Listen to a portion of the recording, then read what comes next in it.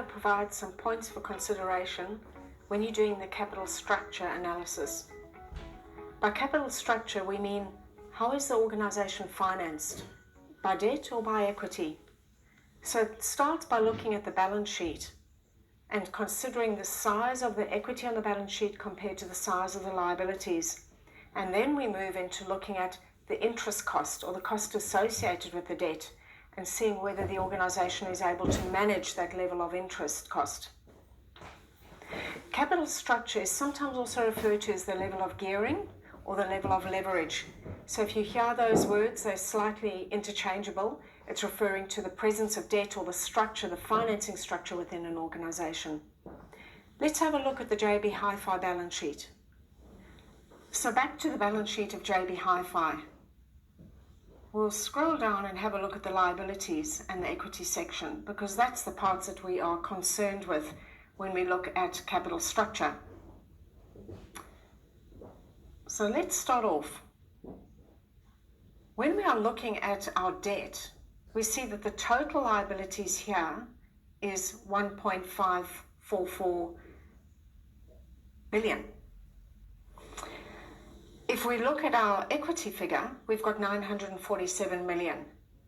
So the debt ratio that you will find within your textbook is actually looking at the size of this debt over here compared to the debt figure added together with the equity figure, which in other words is the size of the total assets. And I'll just scroll up to the figure over here, total assets.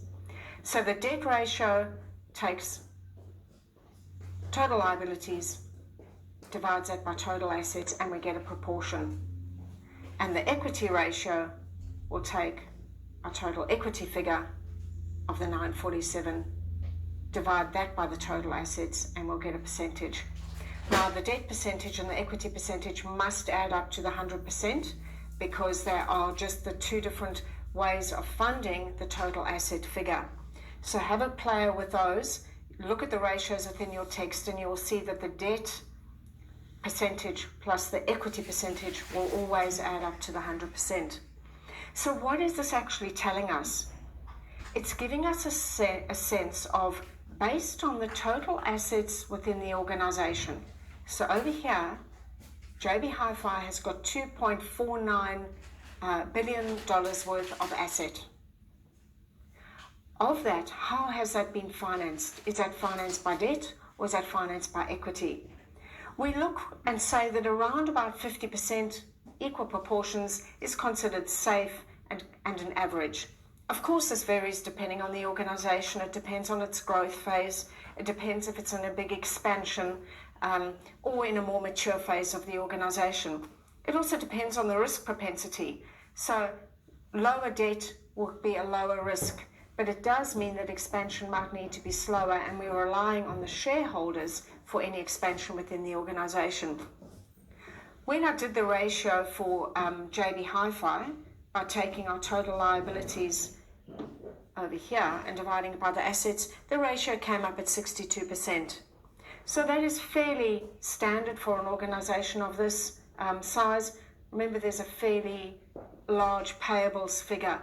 So nothing untoward with the 62%, fairly average figure. Now we will come back to financing in later topics, in topic 6. So be sure to revisit, again, come back and have a look at this video, or you may, when you jump across to topic 6 in financing, the two really add together. Another point, debt or these liabilities are all temporary. They're going to need to be repaid at some point in time. Some of these will need to be repaid within the next year. Others, we've got a longer time frame in which the payment needs to be made. We could find the details of that duration in the notes. Our equity never needs to be repaid. There's discretion. If the organization wishes to, it may issue a dividend out of the retained earnings, but there's no compulsory requirement for it to do so. And generally, it wouldn't return the contributed equity unless it starts to move into share buybacks. So we consider this permanent financing and the temporary financing.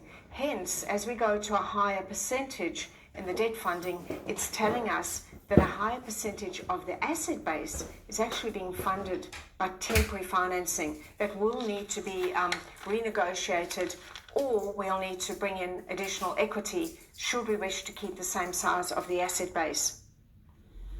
Now, there's some important indicators in addition to just knowing the percentage. Our real question is, can the business cope with this? So in order to examine that issue, let's go to two ratios that give us information about how well the organization is managing its level of debt. Here we'll examine two ratios. These ratios provide commentary on capital structure. We're going to look at the debt coverage and we're going to look at the interest cover. They tell you different information. So let's start with the debt coverage. We're going to take our non-current liabilities figure from the balance sheet. That is our debt figure. We're going to divide that by the net cash from operating activities. You'll pull that one from the cash flow statement.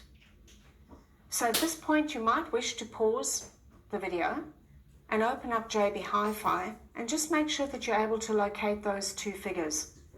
Non-current liabilities from the balance sheet, net cash from the operating activities on the cash flow statement. What does this actually tell us? This is telling us whether there is enough cash flow that's going to be available to repay our liabilities, or giving us a sense of the size of liabilities compared to the size of cash that's being generated from operating activities. Just as a recap, this was the net cash, so it's the surplus cash after from operating activities over a year. So in theory, we need our operating activities to generate surplus cash to be available for the repayment of debt. And that's what this ratio is providing for us. The next one is our interest cover. The interest cover is not telling us about whether we can repay the debt.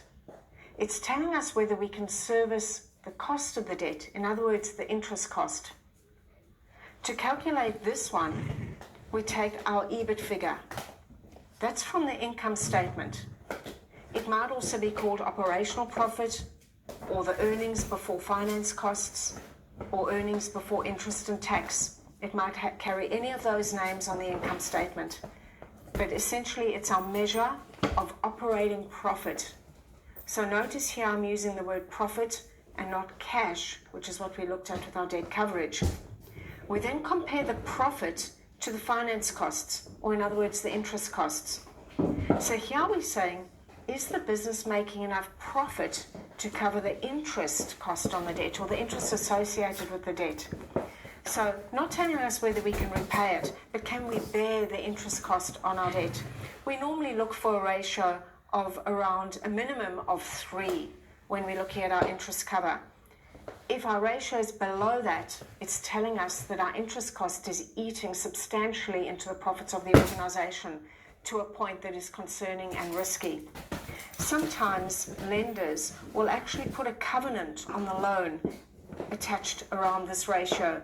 In other words, if the ratio drops below 3, for example, it gives them the right to call in the loan on more rapid terms than what's currently sitting in the loan agreement. So these two telling you two different things, but both providing information about whether the level of debt within the organization is manageable to that business.